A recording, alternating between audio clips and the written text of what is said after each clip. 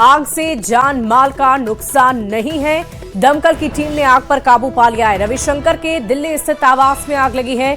21 mother Teresa crescent road पर इनका आवास स्थित है।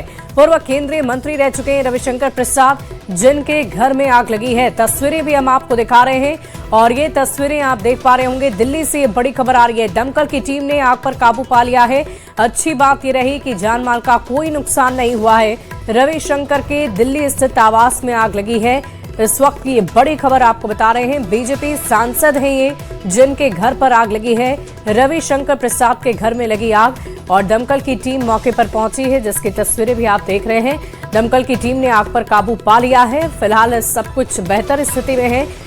जान माल का नुकसान नहीं हुआ है। सरकारी आवास में अचानक आग लग गई। आग कैसे लगी इसकी जानकारी अब तक सामने नहीं आई है और इसी जानकारी के लिए हम अपने न्यूज 18 संवाददाता दिल्ली से अमितेश का रुख करना चाहेंगे। अमितेश, क्या कुछ जानकारी है? आग कैसे लगी और इस वक्त वहां पर क्या स्थिति है? देखिए, आज सुबह 8:05 पर फायर ब्रिगेड को कॉल गया और इनके यहाँ से रविशंकर प्रसाद के यहाँ से सुबह 8:05 पर आग लगी। इनके एक कमरे में, जो सरकारी आवास है दिल्ली में मदर टेरेसा क्रिसेंट रोड, उसमें 21 नंबर आवास है रविशंकर प्रसाद का, जो कि बतौर सांसद और बतौर केंद्रीय मंत्री भी यहाँ पर रहते रहे काफी लंबे वक्त से। अभी पटना साहिब से सांसद हैं और इसी आवास में रहते हैं। एक कमरे में आग लगी और कमरे के बेड में आग लगी। तो शॉर्ट सर्किट पहला कारण बताया जा रहा है कि ठंड का मौसम है और इस दौरान लोग हीटर भी जलाते हैं और बहुत तमाम चीजें होती हैं जिसके चलते तो शॉर्ट सर्किट एक कारण बताया जा रहा है कि शॉर्ट सर्किट से आग लगी है। और उसके बाद जब दमकल की 3 गाड़ियां पहुंची और आग को आधे घंटे के भीतर ही काबू पा लिया गया है। कोई बड़ी हानि नहीं हुई है, बहुत नुकसान नहीं हुआ है। केवल एक कमरे तक ही आग सीमित रही है, उस पर काबू पा लिया गया है। जी चलिए, बहुत शुक्रिया अमितेश हमारे साथ जुड़ने के लिए, तमाम जानकारी के लिए। तो दिल्ली से ये खबर आपको बता रहे थे। रविशंकर के दिल्ली स्थित आवास में आग लग गई है। मदर टेरेसा क्रिसेंट रोड पर उनका ये आवास स्थित है, जिसमें आगलगी की घटना सुबह सुबह घटी है। और देखिए, बिहार की राजनीति में आज एक बार फिर हलचल काफी तेज हो गई है। तेज प्रताप यादव के आवास पर आज पारंपरिक दही चूड़ा भोज का आयोजन किया जा रहा है और इस भोज को लेकर सियासी गलियारों में चर्चाएं तेज है। खास बात तो यह है कि तेज प्रताप यादव ने इस भोज के लिए एनडीए के तमाम बड़े और प्रमुख नेताओं को न्योता भेजा है और इसके साथ ही आरजेडी अध्यक्ष लालू प्रसाद यादव, नेता प्रतिपक्ष तेजस्वी यादव समेत पार्टी के तमाम वरिष्ठ नेताओं को भी आमंत्रित किया गया है। इस अप्रत्याशित राजनीतिक पहल ने बिहार की सियासत में नए कयासों को जन्म दे दिया है। तेज प्रताप यादव के आवास पर चहल पहल साफ तौर पर देखी जा रही है। अब सबकी निगाहें इस बात पर टिकी है कि क्या लालू प्रसाद यादव और तेजस्वी यादव इस आयोजन में शिरकत करते हैं या नहीं। वहीं जेजेडी पार्टी के राष्ट्रीय प्रवक्ता प्रेम कुमार ने बताया कि लगभग 4000 के आसपास लोगों के आने की संभावना है और इस भोज में सभी दल के नेता को बुलावा भेजा गया है। के आवास पे दही चूड़ा का आयोजन किया जा रहा है। राष्ट्रीय प्रवक्ता जेजेपी के हमारे साथ जेजेडी के हैं प्रेम कुमार। प्रेम जी, सबसे पहले तैयारियां पूरी हो गई हैं, क्या कुछ है तैयारियां और कितने लोग को आने का संभावना है? निश्चित तौर पर तैयारियां पूरी हो गई है। सभी दल के नेताओं को हमारे नेताजी ने निमंत्रण दिया है। बिहार के प्रमुख लोगों को भी निमंत्रण मिला है, क्योंकि ये नव वर्ष की शुरुआत है। हिंदू संस्कृति में चूड़ा दही के भोज के साथ नया साल का आगाज है। 1 तारीख का है वो विदेशी संस्कृति, लेकिन भारतीय संस्कृति जो है वो मकर संक्रांति, लोहड़ी जैसे पर्व के साथ हम लोग नया साल का आगाज करते हैं। आज किन्हें किन्हें निमंत्रण मिला प्रमुख नेताओं को? बीजेपी के तमाम जो लीडर्स हैं उनको निमंत्रण मिला है। आप देखे होंगे कि चाहे वो दिलीप जायसवाल जी हों, रामकृपाल यादव जी है कि नहीं। बिहार विधानसभा के अध्यक्ष हुए प्रेम कुमार जी, बिहार विधान परिषद के अध्यक्ष, जो बीजेपी के तमाम बड़े नेता को छोड़ा भी गया है। नहीं, जनता दल यूनाइटेड के नेता लोग हैं, उन लोगों को निमंत्रण दिया गया है। फिर उसके बाद तमाम पार्टियों के नेताओं को निमंत्रण मिला है और माननीय नेता प्रतिपक्ष तेजस्वी प्रसाद यादव जी को भी निमंत्रण मिला है, जो है कि गरीबों के मसीहा माननीय लालू प्रसाद यादव जी को भी निमंत्रण मिला है। राजमाता राबड़ी देवी जी को भी निमंत्रण मिला है। तमाम दल के लोगों को निमंत्रण मिला है। कोई ऐसा पार्टी जिसको नहीं दिया गया निमंत्रण? कोई ऐसा चीज पार्टी नहीं, लेकिन विशेष तौर पे लोक जनशक्ति पार्टी को छोड़ करके हम लोगों ने निमंत्रण देने का काम। चिराग पासवान के पार्टी को नहीं जी, लिया जी, गया। जी। तो कोई खास वजह? नहीं, कोई खास वजह चीज ही नहीं है, लेकिन वहां पर अभी तक निमंत्रण हम लोगों के द्वारा नहीं पहुंचा बड़ा है। चर्चा है आपके दही चूड़ा को लेकर, चूंकि खासकर जो एनडीए के नेताओं को दिया गया है तो उसको लेकर कई तरह की चर्चा अब चिराग पासवान जी को निमंत्रण चाहिए। हमारे नेता का जो उद्देश्य है, देखिए कि जो पिता का सम्मान करे, जो चचा का सम्मान करे, चिराग पासवान जी को चाहिए तो अपने पशुपति पारस जी को सम्मान करें। रामविलास पासवान जी के बाद जो है दूसरा स्थान उनका है। आप अपने बुजुर्गों का सम्मान करिए, तभी ना हम लोग सम्मान करेंगे। तो ये थे जेजेडी के राष्ट्रीय प्रवक्ता प्रेम जी। कैमरामैन दीपक के साथ आनंद अमृतराज, न्यूज 18 नेटवर्क, पटना।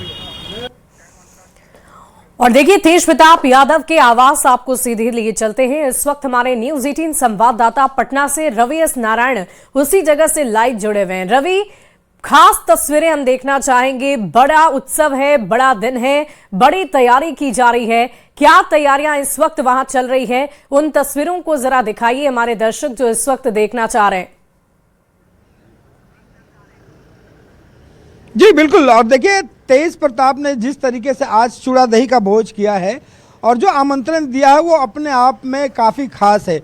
और जो तस्वीरें, जो पोस्टर लगाए गए हैं इस मकर संक्रांति के अवसर पर, इसे ऐतिहासिक चूड़ा दही भोज कार्यक्रम रखा गया है। और ऐतिहासिक इस मायने में कि इससे पहले भी आपने देखा होगा कि लालू प्रसाद यादव जो है वो चूड़ा दही भोज के लिए हमेशा से जाने जाते रहे हैं और उनका जो चूड़ा दही भोज है काफ़ी फेमस रहा है।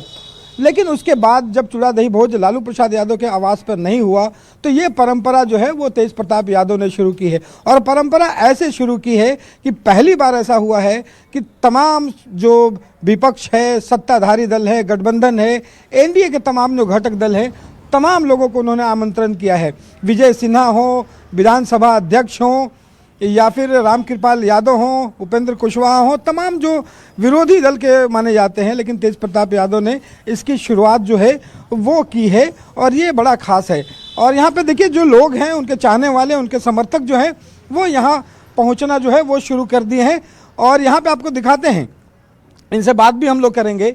और ये ज़रा देखिए, पूरे बलून से जो है ये 26M स्टैंड रोड जो इनका आवास है। आपको बता दें कि ये आवास खाली करने का भी निर्देश दिया गया था, लेकिन उसके बाद जिस तरीके से इन्होंने तमाम दलों के लोगों को एक साथ पिरोया है और एक साथ लाने की कोशिश है और एक तरीके से जनशक्ति जनता दल का जो पार्टी का निर्माण किया, उस पार्टी में हार भले ही मिली हो, लेकिन उसके बाद से एक नई लकीर खींचने की जो है वो कोशिश की जा रही है। जो लोग इनके चाहने वाले हैं यहाँ पहुँचे हैं।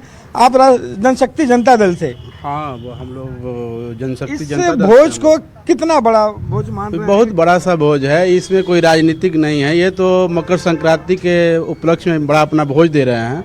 इसमें कोई राजनीति यह नहीं है कि इसमें कोई राजनीति आदमी कर रहा है। यह भोज दिया जा रहा है, भोज में सारे लोग को आमंत्रित किया गया। इससे पहले जो है लालू प्रसाद भी देते रहे हैं, लेकिन तमाम चलिए रवि, वाकई अपने पिता की विरासत को आगे बढ़ाते हुए तेज प्रताप यादव ने आज तमाम सत्ता पक्ष से लेकर विपक्ष तक के लोगों को भी उन्होंने आमंत्रित किया है, न्योता दिया है। देखने वाली बात होगी कि इस खास मौके पर कौन कौन से नेता उनके आमंत्रण पर उपस्थित होते हैं। बहुत बहुत शुक्रिया आपका हमारे साथ जुड़ने के लिए, तमाम तस्वीरों को दिखाने के लिए। बढ़ते आगे, और इस बीच एक बड़ी खबर आ रही है। पूर्व मंत्री रत्नेश सदा के आवास पर भी भोज रखा गया है। सीएम नीतीश कुमार इस भोज में शामिल होंगे। इस वक्त की बड़ी खबर आपको बता रहे हैं, पूर्व मंत्री रत्नेश सदा के आवास पर दही चूड़ा भोज है। सीएम नीतीश कुमार भी इस भोज में शामिल होंगे। तो इस वक्त की बड़ी खबर आपको बता रहे हैं। और देखिए, इस पूरी खबर की अधिक जानकारी के साथ न्यूज 18 संवाददाता आनंद अमृतराज हमारे साथ जुड़ रहे हैं। आनंद, क्या जानकारी है? सीएम नीतीश कुमार और रत्नेश सदा के आवास पर आज भोज के लिए जा रहे हैं, क्या कोई समय भी निर्धारित रखा गया है? देखिए, निश्चित तौर पे पूर्व मंत्री रत्नेश सदा जेडीयू के वरिष्ठ नेता है और उनके आवास पे भी इस वक्त दही चूड़ा का आयोजन किया गया और 11 बजे का समय बताया गया है जब मुख्यमंत्री नीतीश कुमार यहां पर पहुंचेंगे। तमाम तैयारियां पूरी हो चुकी हैं और नेताओं का आने का सिलसिला भी शुरू हो चुका है। रत्नेश सदा पूर्व मंत्री हैं और उन्हीं के आवास पे पिछले साल भी किया गया था और इस बार भी आयोजन किया गया। मुख्यमंत्री लगभग 11 बजे के आसपास यहाँ पर पहुंचेंगे। हम आपको तमाम तस्वीरें दिखा रहे हैं। जेडीयू के तमाम प्रवक्ता नेता भी यहाँ पर पहुंचे हुए हैं हम और कई जो बड़े नेता हैं वो भी यहाँ पर पहुंच चुके हैं। हम कोशिश कर रहे हैं रत्नेश सदा से बात करने की और इस वक्त कई नेता पहुंचे। जाहिर तौर पे आज चूंकि दही चूड़ा का आयोजन है तो सियासी हलचल भी काफी तेज है और इस वक्त श्याम रजक बिल्कुल। रत्नेश जी, तैयारियां हो गई पूरी? देखिए, तैयारी ये समय जो है कितनों कीजिएगा तो कुछ न कुछ कमी रहता है, लेकिन हम अपने जानते भरसक तैयारी कर चुके हैं।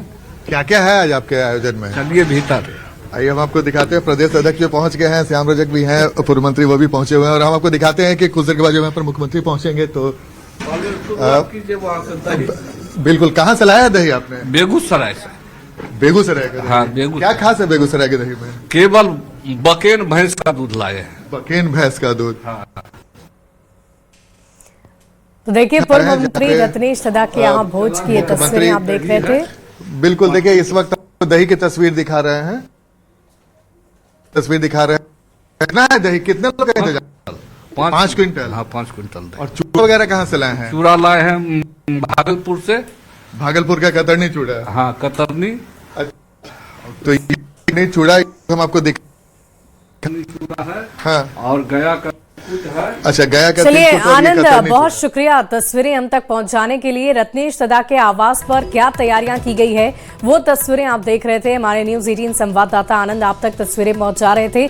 तो बड़ी तैयारी है, वृहद तैयारी है, खास मौका है, खास दिन है और ऐसे में नीतीश कुमार भी इस भोज में शामिल होंगे।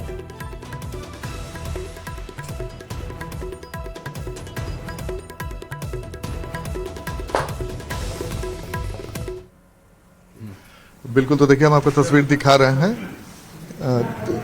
जो पूर्व मंत्री हैं रत्नेश सदा, उनके आवास पे दही चूड़ा का आयोजन है। तो कुछ देर के बाद जब मुख्यमंत्री नीतीश कुमार पहुंचेंगे तो हम आगे की तस्वीर भी आपको दिखाएंगे। तो देखिए, सीएम नीतीश कुमार भोज में शामिल होंगे, ये बड़ी खबर आपको इस वक्त की बता रहे हैं। रत्नेश सदा के आवास पर भी आज दही चूड़ा का भोज रखा गया है। खास मौका है, खास दिन है और बिहार की सियासत में आज का दिन काफी खास होता है। हर वर्ष इसी तरह भोज का आयोजन नेताओं की तरफ से किया जाता है और जिसमें शामिल लोग नई सियासी खिचड़ी भी पकाते हैं और उसकी चर्चा पुरजोर तरीके से होती है। और देखिए, बीजेपी के कार्यकारी अध्यक्ष नितिन नवीन जल्द ही अध्यक्ष बनेंगे। 19-20 जनवरी को अध्यक्ष चुनाव की प्रक्रिया के तहत उनके नाम का औपचारिक ऐलान होगा। 19 जनवरी को नामांकन किया जाएगा और 20 जनवरी को चुनाव होंगे। पीएम मोदी, गृह मंत्री अमित शाह, रक्षा मंत्री राजनाथ सिंह समेत पार्टी और संगठन के 10 नेता प्रस्तावक बनेंगे। क्या है खबर, आपको इस रिपोर्ट के जरिए दिखाते हैं। बीजेपी के राष्ट्रीय अध्यक्ष की कुर्सी को खाली हुए काफी समय बीत गया। हालांकि नितिन नवीन को कार्यकारी अध्यक्ष बनाया गया था और अब अध्यक्ष के चुनाव की तारीख सामने आ गई है। बीजेपी अध्यक्ष का चुनाव 19-20 जनवरी को होगा। 19 जनवरी को नामांकन किया जाएगा और 20 जनवरी को चुनाव होंगे। प्रधानमंत्री नरेंद्र मोदी, गृह मंत्री अमित शाह और रक्षा मंत्री राजनाथ सिंह समेत पार्टी और संगठन के 10 नेता प्रस्तावक बनेंगे। इस प्रक्रिया में नितिन नवीन के प्रस्तावक के तौर पर प्रधानमंत्री नरेंद्र मोदी, गृह मंत्री अमित शाह और राजनाथ सिंह होंगे। 20 तारीख को भव्य कार्यक्रम इसी बीजेपी मुख्यालय में आयोजित की जाएगी। इस आयोजन में बीजेपी शासित राज्यों के सभी मुख्यमंत्रियों, उप मुख्यमंत्री और प्रदेश अध्यक्ष को आमंत्रित किया गया है। नवीन का नाम सबसे आगे है। अगर नितिन को राष्ट्रीय अध्यक्ष बनाया जाता है तो वे इस पद पर पहुंचने वाले सबसे युवा होंगे। उनका कार्यकाल जनवरी 2029 तक रहेगा। 2029 में लोकसभा चुनाव प्रस्तावित होने के कारण उनका कार्यकाल बढ़ाया जा सकता है। इससे पहले 2020 में ऐसा ही हुआ था, जब जेपी नड्डा को भी कार्यकारी अध्यक्ष बनाया गया था। इसके बाद उन्हें ही अस्थायी अध्यक्ष बना दिया गया। अब सिर्फ यह है कि राष्ट्रीय अध्यक्ष का जो है, जैसे जिस ढंग से प्रदेश अध्यक्ष का होता है कि इस दिन का चुनाव होगा, नामांकन भरा जाएगा, ये वहां पे प्रभारी रहेंगे जो देखेंगे। नामांकन भर दिया, अगर एक ही व्यक्ति का नामांकन होता है तो दूसरा कोई नहीं है तो चुनाव कुछ होगा नहीं, मतदान होना नहीं है, तो अगले दिन उनको अध्यक्ष के रूप में मान्यता मिल जाती है कि अभी अध्यक्ष हैं, क्योंकि एक ही व्यक्ति का हुआ। बीजेपी संगठनात्मक चुनाव की प्रक्रिया बीजेपी शासित आधे से ज्यादा राज्यों में पूरी हो चुकी है। 37 में से 29 राज्यों में आंतरिक चुनावों को अंतिम रूप दे दिया गया है। इन राज्यों के बीजेपी प्रदेश अध्यक्ष ही राष्ट्रीय अध्यक्ष पद के लिए नितिन नवीन के समर्थन में नामांकन पत्रों का एक सेट जमा करेंगे। इसके अलावा बीजेपी के राष्ट्रीय परिषद के सदस्य भी नितिन नवीन के पक्ष में एक अलग सेट में नामांकन दाखिल करेंगे। बीजेपी के संविधान और नियमों के मुताबिक कोई भी सदस्य 3-3 साल के लगातार 2 कार्यकाल तक अध्यक्ष रह सकता है। Bureau report, news 18। और देखिए, अयोध्या राम मंदिर पर सवाल उठाने वाले विपक्ष के नेता राहुल गांधी राम मंदिर दर्शन करने की तैयारी में। दरअसल 23 जनवरी को 32 सदस्यीय सांसदीय समिति अयोध्या पहुंचेगी, जिसमें कांग्रेस नेता राहुल गांधी भी शामिल होंगे। राहुल गांधी के इस अयोध्या दौरे और रामलला के दर्शन को लेकर सियासत तेज हो गई है।